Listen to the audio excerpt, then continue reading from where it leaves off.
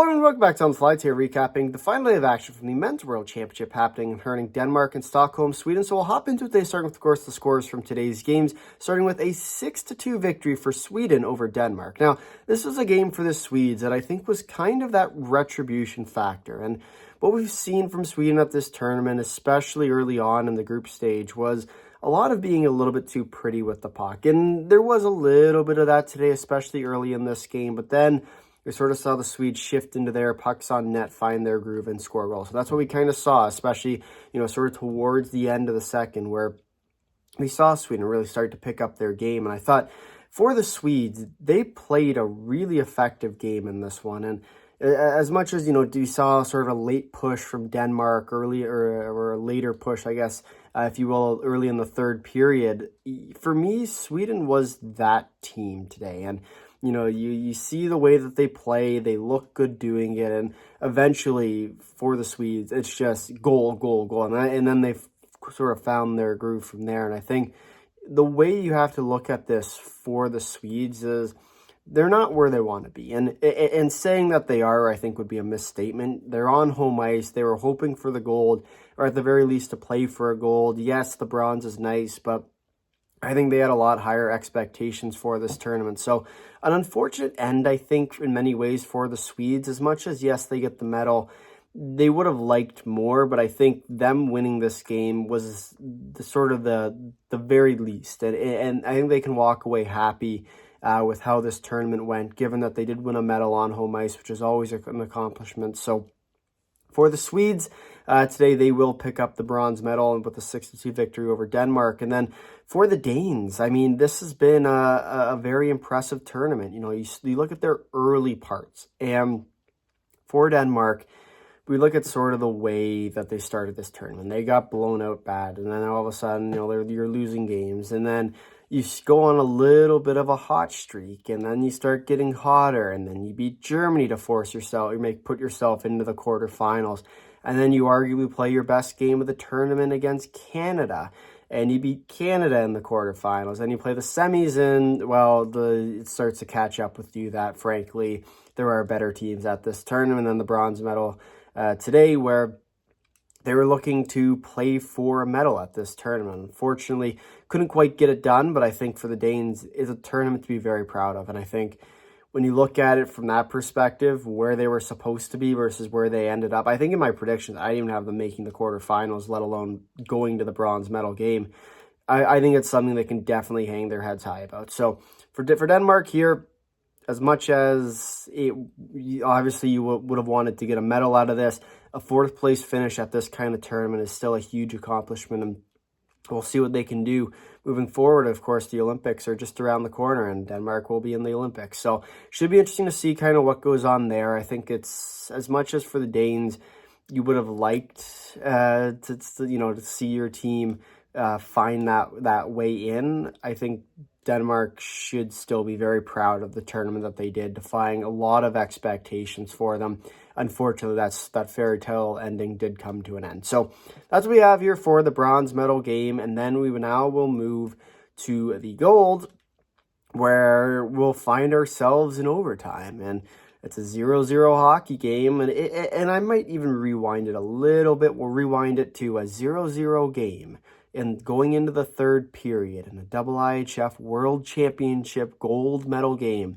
Sound familiar? Yeah, that's what happened to the Swiss last year. They lost that game 2-0 against the Czechs. So for the U.S. and for the Swiss, it's kind of deja vu. And not so much for the U.S., but for Switzerland, it's kind of deja vu all over again. And I think you go into that third, and you could see it in the way the two teams were playing. That's for the Swiss, the game meant a lot more. And not to say for the U.S. it didn't mean anything, because you could see in the celebration it did mean something for the U.S. But for the Swiss, they knew what was at stake in this game. And this is now their second year in a row of having a shot at gold and losing gold. And I think as we saw the game go to overtime, it was that little extra grip on the stick that we sort of saw become a problem for the Swiss team. And it's the old expression that they care too much, or that idea. And I think we saw that today, where especially in overtime, especially the later you went in this game, where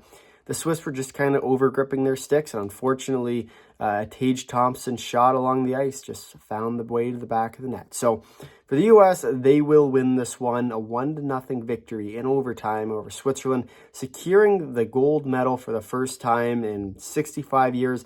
I know everyone's saying 92. It is 65. This is their third gold medal at this tournament, because back in 1960, they won the Olympics, but at the time, the Olympics and the IIHF World Championship were linked. They weren't separate from each other.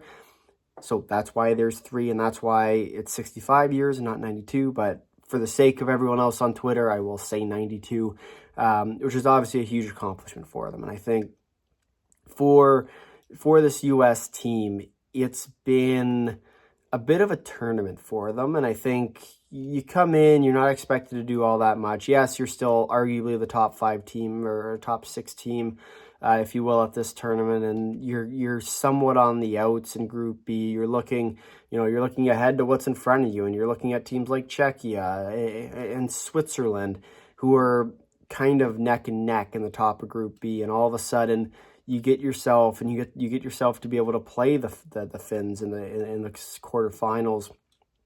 You have a dominant performance there. Then you go on, and you play the Swedes, and you kick the living daylights out of the Swedes, and then you go to the gold, and you play this kind of game where it's a tight checking game, and arguably 2 of the best offenses at this tournament all of a sudden become a defensive show. And I think for the U.S. today, they played a really good game. They dominated a lot of the play today, in, of course, the Switzerland end. But I think they found a way to not make a lot of mistakes. And credit to the goaltending in this one. Gioni for the Swiss and Swayman for the Americans stood on their head.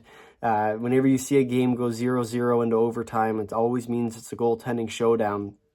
And we saw that today. And I think for the U.S., they played their style exactly as they needed to. And as much as you can't ask for much more out of a win, this was the kind of performance I think that they wanted to show that, their second team. And because and let's be honest here, for the U.S., it's not their top team at this tournament. And in many ways, it's not the top team for any of these teams at this tournament, because there are players missing from all, whether it be Europe or of course North America, that we'll see at the Olympics coming up. But I just think for this U.S. team, it's a really well-earned win. And at this tournament, they've got better and better and better. And you also, if you want to throw in that win against the Czechs too, to secure the second spot in Group B, that win in many ways was part of the reason why they ended up where they were. Because I think if you see in the quarters, when Sweden played the way they did against the Czechs,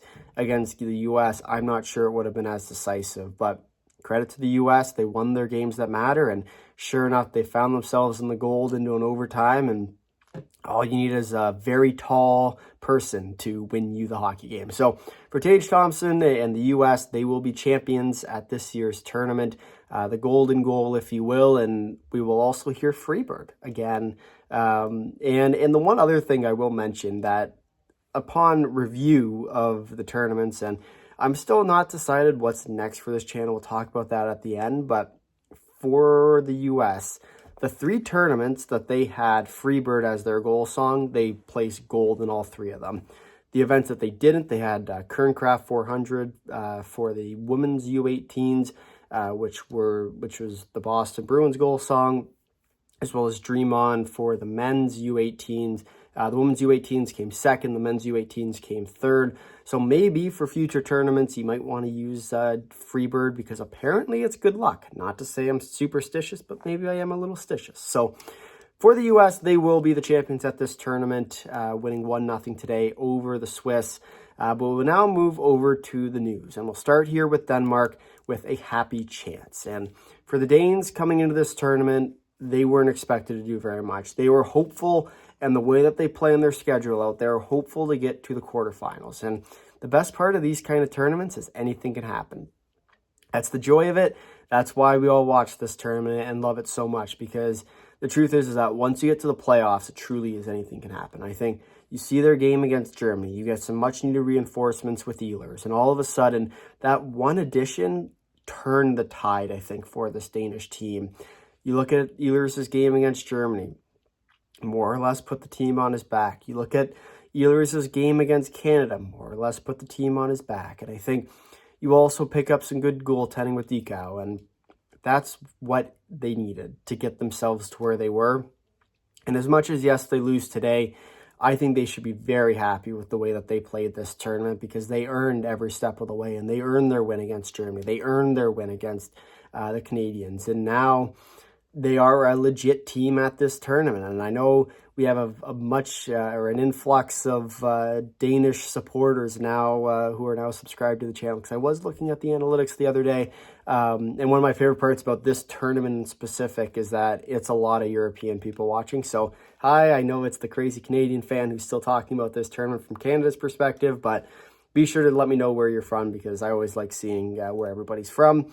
But now we'll move on to Sweden with it's something, not quite what I'd say the Swedes were hoping for at this tournament with the bronze medal, but it is something. And you win on home ice, you get the last win of the tournament on home ice, and I think for the Swedes, as long as they can get themselves a medal, that's what they were kind of hoping for. And as much as it would have been crushing to see them lose or get knocked out in the quarters or the semis, or in the bronze medal, I think that they should be happy with the bronze, as much as it wasn't what they're hoping for, because it all really came down to losing one key game. And all of a sudden, instead of that, that fifth quick goal that the U.S. scored after the Swedish second, that game could have been a very different game. And all of a sudden, Sweden could have come back in that game. And the momentum's tilted, and unfortunately, the U.S. just found a way to revert that momentum, which very well could have turned the tide in this tournament. So for Sweden, it is something.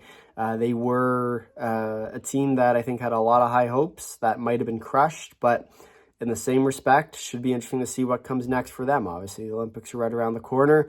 I'll be interested to see what's to come from this Swedish team. So that's what we have here for Sweden. Then the Swiss with again. And the Swiss, a team never winning a gold medal at this tournament.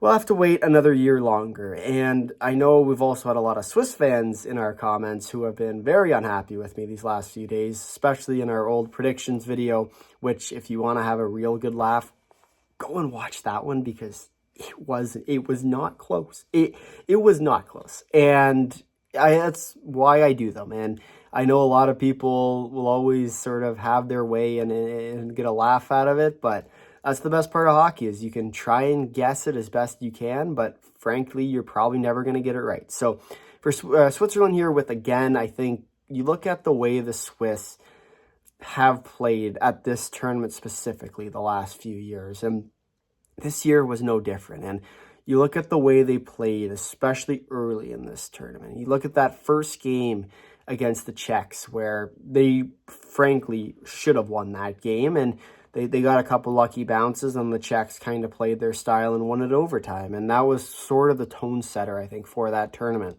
They then proceed to win a lot of their games, and winning key games that matter in decisive fashion. And they beat the U.S. 3-0, and that was really the key to securing the top spot in Group B, because if they lose that game, of course, the U.S. probably hops them in the standings, and well, that could have been a very different tournament for them. All of a sudden, instead of having to play a team, like an Austria, and then of course a Denmark, you could have been playing a team like a Sweden or a Finland, which might not have been as easy of a matchup. So, for this Switzerland team, as much as it's, again, I think they should take a positive out of this tournament, because it was a really special team this year, and it was another year where, yes, it wasn't the result you were hoping for, but it was a very well-played tournament from them, and they were arguably the best team and the most consistent team at this tournament. Unfortunately, today, they just couldn't get the job done winning the game that matters. So, for the Swiss, an unfortunate, again, if you will, unfortunate ending to this tournament, which leaves them in the silver medal position once again. So, that's what we have here for the Swiss. Then on to the USA, with they are the champions. First time in 65 or 92 years, depending on which way you want to look at it. So obviously a very big, a huge accomplishment for this U.S. team. And as much as this tournament isn't that big in the U.S., I hope that this win will inspire that new generation of U.S. players to not only play in the NHL, but also play for their country at these tournaments, because it is a special tournament for a lot of people, and including myself. That's why I always watch it, because I always like to see Canada go and win. Wait a second, it's been too long. It's been a long time. But for the U.S., I hope that sort of inspires that next generation where they see themselves win in 25. We'll see what they can bring in 26. Obviously, the Olympics are going to be a big part of that. And we will see the best on best hockey once again at that Olympic tournament. But should be interesting to see if there's any sort of correlation between this year's team and this year's men's worlds team. Is obviously this tournament, this whole international year, if you include the Four Nations as well, has been more or less an Olympic tryout. And I think a lot of players showed themselves well. And a guy like Tage Thompson, left off the Four Nations team, has made a real case for himself at this tournament. So same thing with Logan Cooley as well. I could go down the list of players, but they've made some serious impacts at this year's tournament. So for the U.S. today, with the champions, first times in 65 or 92 years, depending on which way you want to look at it, which then brings us to our thank you section. And big thank you from me to you. This tournament and this entire international year has been quite the journey. We started in Ottawa, all the way up in Ottawa. For the World Juniors, we got to see, of course, Latvia upset Canada, which I know we also have a fair number of Latvian fans who watch these videos. But it's been quite the journey since that first tournament. And I think we've grown now 500-ish, 600-ish subscribers since the 2025 World Juniors in Ottawa. This tournament alone, I think we've grown 300 or 350. We started around 700 and now we're up over 1,000. So a big thank you to all of you for watching, 2, commenting, because I always do love talking with all of you in the comments, even if you are ripping into me for my terrible predictions, because I know I've made quite a few of them at this tournament, the last couple tournaments as well. But I really do want to thank you for not only watching, for supporting the channel, for hitting the subscribe button, for commenting, for doing all of it, sharing with all your friends as well, because it really does mean the world to me. So a big thank you for watching, commenting, sharing, subscribing, all of it. I really do appreciate it. So with all the mushy stuff behind us, we'll now move over to the playoff picture, the final playoff picture, where we will see, of course, the U.S. in first place in winning the gold medal today, a 1-0 overtime win at that, and Sweden in the bronze. And as much as this tournament has been won, you look at some of the key games and the games that very well could have decided this tournament. And you look at, the Canada-Denmark game, which all of a sudden threw a wrench into the standings. And you look at what could have happened, and had Canada won, all of a sudden the playoff structure could have been different, and it could have been a Sweden-Switzerland semifinal where Canada plays the U.S., and maybe the U.S. doesn't win that game. And as much as it's the what-ifs, could-ifs, should-ifs, that's the best part of these kind of tournaments, because you really never know. And we'll now move over to the final rankings. And for these final rankings, we'll run through them, and then we'll kind of talk about what's happened at this tournament. We'll start here with the gold medalist, the U.S. in first place, Switzerland in second, Sweden in third, Denmark in fourth, Canada in fifth, Czechia in sixth, Finland in seventh, Austria in eighth place, Germany in ninth, Latvia in 10th, Slovakia in 11th, Norway in 12th, Slovenia in 13th, Hungary in 14th, Kazakhstan in 15th, and France in 16th place. Remember, Kazakhstan and France will be the 2 teams relegated from this year's tournament. And what I will say, and this is one of my favorite parts, I've done this every tournament so far this year, is looking back at this tournament and saying one thing that each of these teams could be proud of, or at the very least should be proud of. And it's been kind of a crazy tournament this year. I'd say there was a lot more upsets than what we've seen from years past. And that, I think, speaks to not only the talent level, but just how close that talent level is actually getting. And you look at some of the teams who are historically teams that weren't competitive at this tournament. And we've seen it across the board, whether it was at the juniors with the rise of Latvia, whether it was the Women's World with the rise of the Czechs, and obviously the Czechs have been kind of on the rise these last couple of years, but putting a real scare into teams like Canada, like the U.S., I think was arguably one of the best parts of that Women's Worlds. And then, this tournament as well, with the rise of teams like Austria and Denmark, who had found themselves to be competitive with some of the best teams. And heck, even the teams relegated at this tournament. We'll start here, of course, with number 16, France.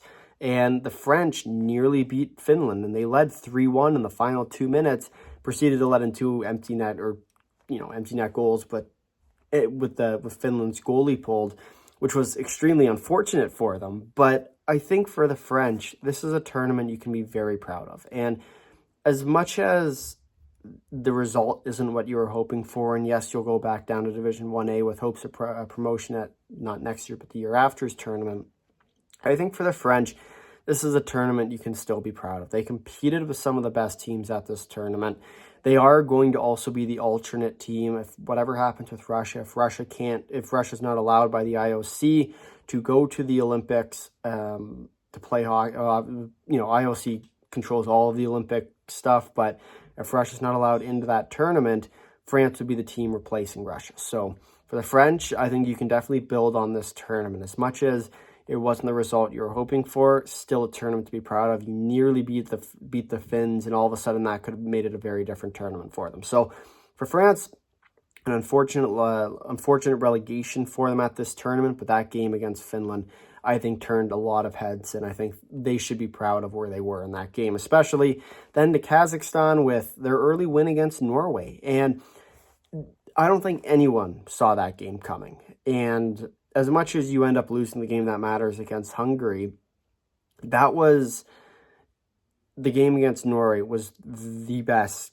game I thought Kazakhstan could have played against them. And they controlled, their goaltender was great. They controlled offense. They had their rushes. They scored on their rushes, and then they shut the door when it mattered. And I think for this Kazakh team, that's the way they needed to play. And unfortunately, they just couldn't win the game that mattered against Hungary. And that was, the end of their tournament. And I think that when you look at the way Kazakhstan played through and through, they were a team that should be very proud at this tournament. And unfortunately, couldn't get it done against Hungary, and then couldn't find that extra point against the Swiss in the very last game, or really against any of the best teams at this tournament, which just was a byproduct of not winning the game that matters. So for Kazakhstan, they beat Norway, a huge thing to be proud of at this tournament, a really good Norway team at that, but still couldn't quite get it done. They will be the team relegated. Then to the 14th team with Hungary, they won their game that mattered, and that was a big deal for them. They stay up at this tournament, the recently promoted team. They stay up one more year, which is huge for Hungarian, not only the men's national team, but also for the evolution of sport in Hungary. So for Hungarians, a huge win. I thought that their game against the Kazakhs was their best game that we saw them play, and they earned their win every step of the way. As for Slovenia, talk about games that matter, their game against the French was their key to success, and I thought they played a really good game in that one. But they also played very well throughout the tournament. Very good structured defensive hockey, which is exactly what you need as a weaker team. And I thought they played really well at this year's tournament. Then we go to Norway, and Norway at this tournament was, for Norway, you look at kind of what happened in this tournament for them, right? They lose their first game in embarrassing fashion, if you will, or early on, at least in this tournament against the Kazakhs. And then from there, they have to continue to play, and they're scrounging for points. They lose a big one to Denmark. Then, of course, they win their games that matter, and they beat Hungary just to get themselves out of relegation. And that game could have very well decided. It could have resulted in them being sent down. And I think for Norway, winning the games that matter was very important for them. And we saw that desperation, especially towards the end. But early in this tournament, they played a lot of good games. They just fell up a little bit short. And I think for Norway, that's just kind of the way this tournament has gone. Not to mention their 5-1 comeback against the U.S., scrounging the point, which ended up becoming a very important point in the grand scheme of things. So for Norway, lots to be proud of at this tournament. Yes, it wasn't exactly what they were hoping for, but they did play a very, very good tournament for them. And then to Slovakia. And Slovakia was kind of a weird team at this tournament because you look at what their team consisted of, and it wasn't their star players like we've seen from years past. They were severely depleted. And for the Slovakian team, I was very low on them coming into this tournament. I didn't think they'd do very much, but I thought they did a pretty good job of battling. And they were, I'd argue, the win against Latvia away from making it an interesting tournament. And as much as it's been a strange tournament for this Slovakian team, I think that they should still be proud of the way that they played. And there's no real game that I can point to and say, well, that was their best game, because I don't really think that that was what ended up happening. I think that it was an unfortunate tournament for them. They didn't, obviously, them not getting relegated was a big deal. But I struggle to say that this was a great tournament for the Slovaks, because the truth is they were hoping to at least make the quarterfinals, I think. And then from there, not expecting to do much in them. But I do think that you look at what's to come for the Slovakian team. They will be at the Olympics, and now it's about for them. You get the NHL influx in. You're going to get your best players there, most likely, assuming they don't go and boycott again, because there's been a lot of rumors about why they aren't there, and I'm not going to address the rumors. But for the Slovakian team, if they can find their groove, they'll be okay. But it's just a matter of finding it, because this tournament didn't cut it for them. And I think they want to be that team at this tournament. So for Slovakia, an unfortunate tournament, but I do think they played well, and they found ways to battle, especially kind of towards the end of this tournament. As for Latvia, now Latvia was a team that I think really impressed me at this tournament. And you look at their games, well, there's a couple games you can point to. But I think, you look at kind of how close they were. And they were one win away from making the quarterfinals. They nearly beat the Finns. They've played some very good games at this tournament. And for the Latvians, it was a disappointing end, losing to Austria, but I think you look at the way Austria played the entire tournament, they shouldn't feel too terribly about it. And I think for Latvia, this was another good tournament. And you're seeing the rise of Latvian hockey, and whether it's in the juniors, where Latvia nearly made it into the semifinals in that tournament, or in this one, or especially from years past, you're looking at a rise in a new age of Latvian players, and I'm very excited. Don Zlochmelis is another guy for Latvia that I've talked a lot about at this tournament, and he's always been kind of that guy for Latvia, and he's starting to evolve into his career. And you look at him in the NHL now, or kind of AHL, NHL level now, with the Bruins organization, and it's only a couple years, I think, before he's an NHL star. So for Zlochmelis and for Latvia, is another tournament where not necessarily the result they wanted, but they did look really good playing, and it wouldn't surprise me in a few years to see them rise to the very top of the hockey world. So something to keep an eye on for Latvia, a well-played tournament from them. Then on to Germany, where for Germany, this was, I'd argue, a very disappointing tournament for them as well. And they, at the very least, expected to be in the quarterfinals.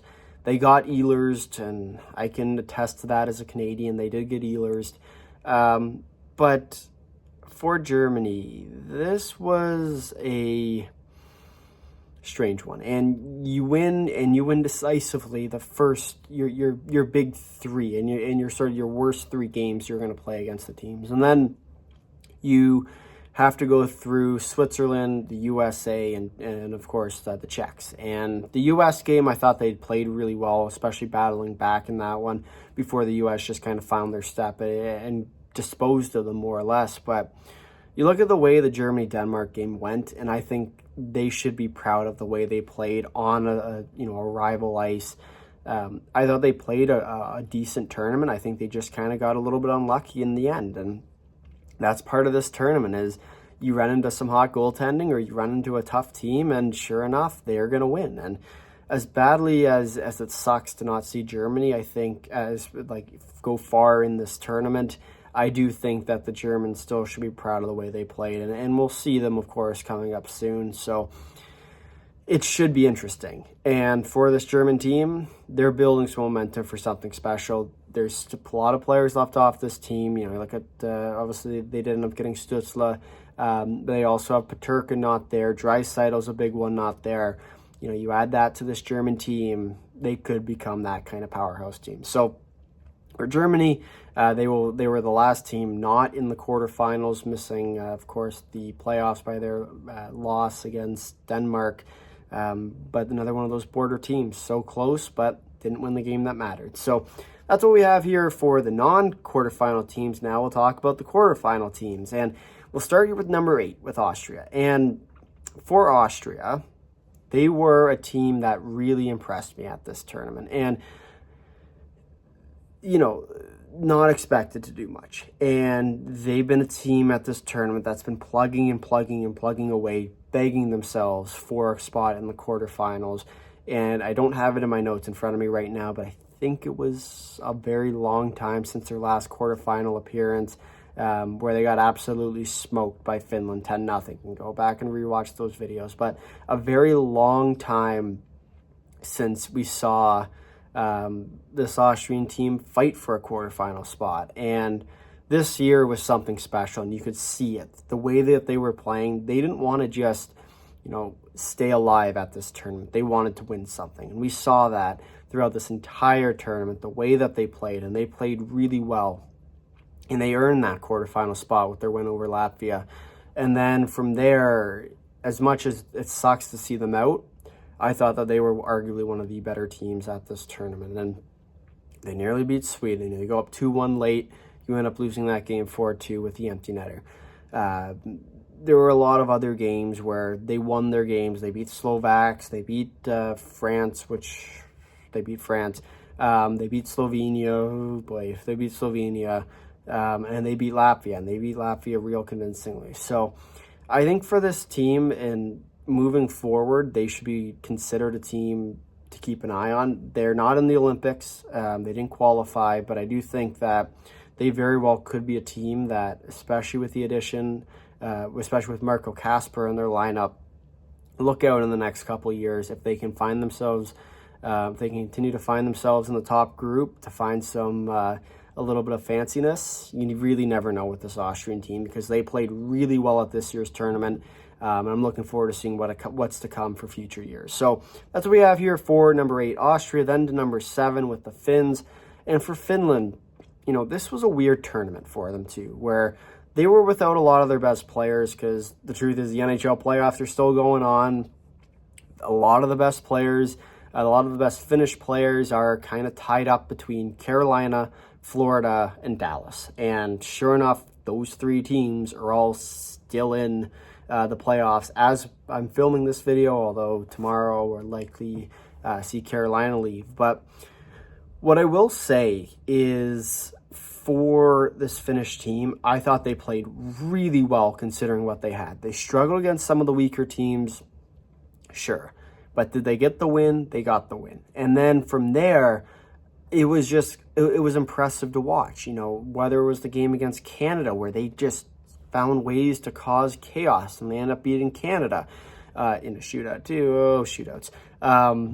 But for the Finns, they nearly beat Sweden too. And I think you look at the way this Finnish team was made at this year's tournament, it's not going to look a lot like that as at the Olympics. But I think there's going to be certain aspects of, we're going to play our style, and we're going to frustrate teams like Canada, like Sweden, like the U.S., because we're going to play this specific style of hockey that just kind of causes problems for other teams. And sure enough, give it a couple years and give it to the Olympics. Don't be surprised to see Finland back in the munch for this top spot at this tournament. So, or at the Olympics too, because the truth is about this Finnish team is, once they get a little bit of firepower, it's going to go a long way.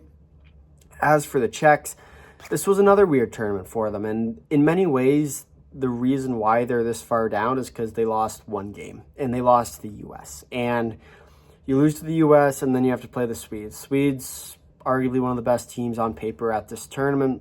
A tough draw for them, where if you switch, the way that this tournament ended up going, where you put the Czechs in the Switzerland spot and the Switzers in the Czech spot, or vice versa, where you put the U.S. in the Swiss spot, or the Czech spot, right, where you have basically a first place Czech, a second place Swiss or U.S., and a third place Swiss or U.S., this tournament goes very differently for them. And that's kind of what I had predicted in my video, where it wasn't as much that I thought the Czechs were going to be this blow it away team at this year's tournament. It was more about the way and their path in, I thought was much easier than in previous years. And unfortunately for them, they lost one game, and that's what ended up costing them at this tournament, was they lost against the U.S. And then from there, it kind of just fell apart. And for the U.S., they won their games that mattered, and then from there, they continued, and of course, they ended up winning this tournament. We'll talk about that in a second. But I think for the Czechs, it was one loss that costed them, and they should be very proud of the way they played outside of that one game against the U.S. And then, of course, the Swedes game was they just got beat. And there's a lot of positives to draw from the way the Czechs played, but unfortunately, it kind of just gets overshadowed by the one loss against the U.S., which ended up costing them. So for the Czechs, lots to be proud of at this tournament. And then, okay, let's do Canada, because it's another tournament where Canada's not even in the quarters or in the semifinals. So what's to be proud of for Canada? I guess they win the group. It was nice. They beat Sweden after getting embarrassed by Finland. Yeah, okay. Yeah, we'll go with that for Canada, because frankly, it was a disappointing year, to say the least. And not only at this tournament, but the juniors, they didn't even make the semis. They lost to the Czechs again.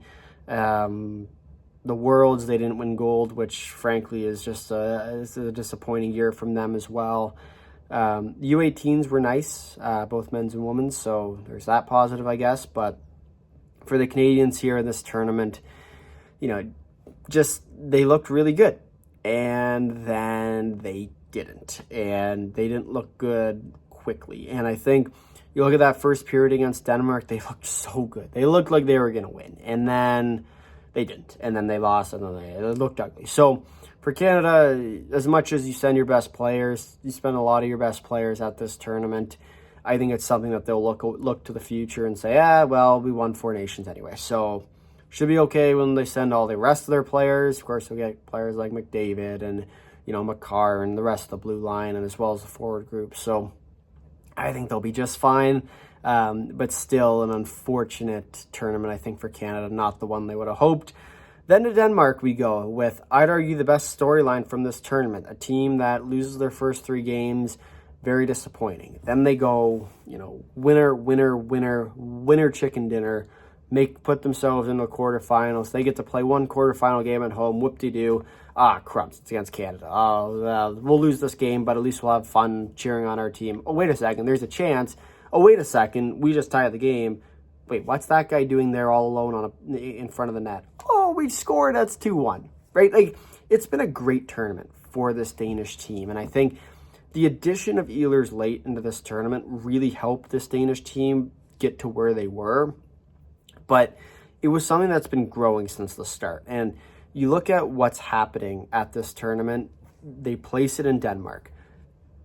The Danes get the opportunity to cheer for their home team on home ice with the potential to see it forward. And I think that was one of my favorite parts about this tournament, was to see the Danish crowd get to experience that. And then the loser didn't help, of course. But as much as for the Danes, they win their games that matter. They win the 2 games at home that they needed. They beat Germany. They beat Canada.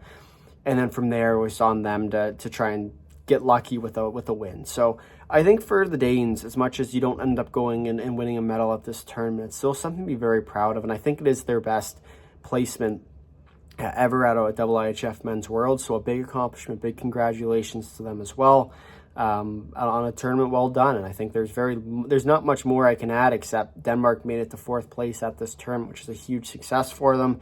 And then we'll go to Sweden with 3. And I think for the Swedes, we talked about it earlier, not exactly what you wanted from this tournament. You're hoping for gold, but a medal nonetheless was still an accomplishment. And I'm going to reiterate the exact same thing. You ready? Watch this. For Switzerland, you know, coming to this tournament, they were hoping for something better. And unfortunately, couldn't quite get the job done when it mattered most against the U.S. See what I did there? See the two teams play each other? And then, but still, a silver medal is something that you can never be unhappy about. So for the Swiss, they pick up the silver medal. They at least win a medal at this term, which is always a good thing. And then to our champions with the U.S. And what more can I say except the U.S. are your champions? Really can't get much better than that. But that'll do it. And that'll do it for our coverage of the Men's Worlds, the IIHF 2025 season. We will, of course, be picking it up for the 26th season. We'll start in Minnesota and St. Paul for the World Juniors. And then from there, we'll see where the hockey world will take us. But that will do it today for our coverage. If you made it this far in the video, thank you for watching. If you'd like to drop a like, if you realize you're subscribing, tell all your friends. Comment down below your thoughts on the 2025 IIHF season. Until next time,